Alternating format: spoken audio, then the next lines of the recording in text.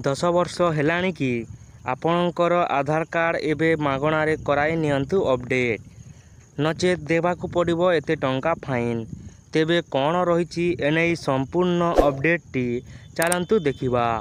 ଆଧାର card ଆଜି କେବଳ ପରିଚୟପତ୍ର ନୁହେଁ, ଏହା ଦେଶର ଏକ ସବୁଠାରୁ ଅଧିକ ବ୍ୟବହୃତ ଡକ୍ୟୁମେଣ୍ଟ ପାଲଟିଛି। ଏହାକୁ ଯୋଜନା, ସରକାରୀ ଏବଂ ବେସରକାରୀ ସମେତ ଅନେକ ଗୁରୁତ୍ୱପୂର୍ଣ୍ଣ ବ୍ୟବହାର କରାଯାଏ। ଅନେକ ସମୟରେ ଲୋକମାନେ ଆଧାର କାର୍ଡ଼ରେ କିଛି ଭୁଲ ସୂଚନା ପ୍ରବେଶ କରିଥାନ୍ତି ବା କରନ୍ତି, ଯାହାକୁ ପରେ ଅପଡ଼େଟ୍ କରିବାକୁ ପଡ଼ିଥାଏ। ତେବେ ଯେଉଁମାନଙ୍କର ଆଧାର କାର୍ଡ଼ 10 ବର୍ଷରୁ ଅଧିକ ସମୟ ପୂର୍ବରୁ ତିଆରି କରାଯାଇଛି, ସେହି ଲୋକଙ୍କ ମନରେ ପ୍ରଶ୍ନ ଆସେ ଯେ କେବେ ଏବଂ କିପରି ଆଧାର କାର୍ଡ଼ ଅପଡ଼େଟ୍ କରିବେ। ଏଥିପାଇଁ ଆମେ ଆପଣଙ୍କୁ କହି ରଖିଛୁ ଯେ UIDAI ଦ୍ୱାରା ସମୟ ସମୟରେ ନିର୍ଦ୍ଦେଶାବଳୀ ଜାରି କରାଯାଏ।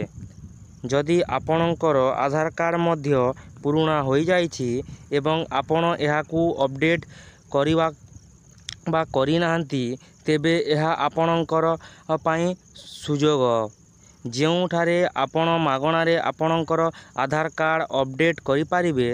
ତେବେ ଆପଣ ମାଗଣାରେ ଏହି ଆଧାର କାର୍ଡ଼ ଅପଡ଼େଟ୍ କେତେ ଦିନ ପର୍ଯ୍ୟନ୍ତ କରାଯାଇପାରିବ? ଭାରତୀୟ ସ୍ୱତନ୍ତ୍ର ପରିଚୟ ପ୍ରାଧିକରଣ ବା UIDAI ଆଧାର କାର୍ଡ଼ ଅପଡ଼େଟ୍ କରିବା ପାଇଁ ମାଗଣାରେ ସୁବିଧା ପ୍ରଦାନ କରୁଛି। ଏହି ଅଫର 14 ଜୁନ୍ 2026 ପର୍ଯ୍ୟନ୍ତ ବୈଧ।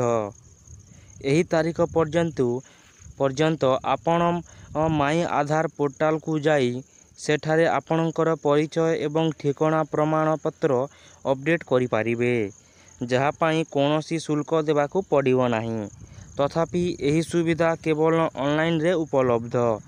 ଯଦି ଆପଣ ଆଧାର କେନ୍ଦ୍ରକୁ ଯାଇ ଏହି ପରିବର୍ତ୍ତନ କରିବାକୁ ଚାହାନ୍ତି, ତେବେ ଆପଣଙ୍କୁ 50 ଟଙ୍କା ଫିସ୍ ଦେବାକୁ ପଡ଼ିବ। ସେହି ସମୟରେ ଫିଙ୍ଗରପ୍ରିଣ୍ଟ କିମ୍ବା IR ସ୍କାନ୍ ଭଳି ବାୟୋମେଟ୍ରିକ୍ ଡାଟା ଅପଡ଼େଟ୍ କରିବା ପାଇଁ 100 ଟଙ୍କା ଚାର୍ଜ ନିଆଯିବ। ଆପଣଙ୍କୁ ଜଣାଇ ଦେଉଛୁ ଯେ ଏହି ଅପଡ଼େଟ୍ 5 ଏବଂ 15 ବର୍ଷ ବୟସ ପିଲାଙ୍କ ପାଇଁ ଆବଶ୍ୟକ। ତେବେ ଘରେ ବସି ଅନଲାଇନ୍ ମାଧ୍ୟମରେ ଆଧାର କାର୍ଡ଼ କିପରି ଅପଡ଼େଟ୍ କରିବେ? ଆଧାର କାର୍ଡ଼ କରିବାର ପ୍ରକ୍ରିୟା ସହଜ ଏବଂ ଆପଣ ଏହାକୁ ଘରେ ବସି ମଧ୍ୟ କରିପାରିବେ। ପ୍ରଥମେ UIDAIର ସରକାରୀ ୱେବସାଇଟ୍ ଯାଆନ୍ତୁ, ଯେଉଁ ୱେବସାଇଟ୍ ହେଉଛି myiaadhar.uidai.gov.in।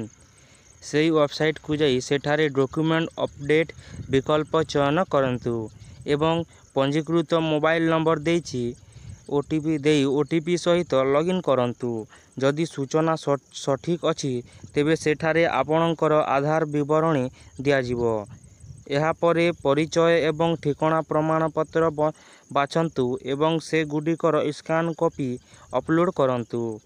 ସବମିଟ୍ କରିବା ପରେ ଆପଣଙ୍କର ରିକ୍ୱେଷ୍ଟ ଗ୍ରହଣ କରାଯିବ ଏବଂ ଆପଣ ଏକ 14 ଅଙ୍କ ବିଶିଷ୍ଟ ରିକ୍ୱେଷ୍ଟ ନମ୍ବର ଅର୍ଥାତ୍ URL ପାଇବେ, ଯାହା ମାଧ୍ୟମରେ ଆପଣ ଅପଡ଼େଟ୍ ଷ୍ଟାଟସ୍ ଟ୍ରାକ୍ କରିପାରିବେ।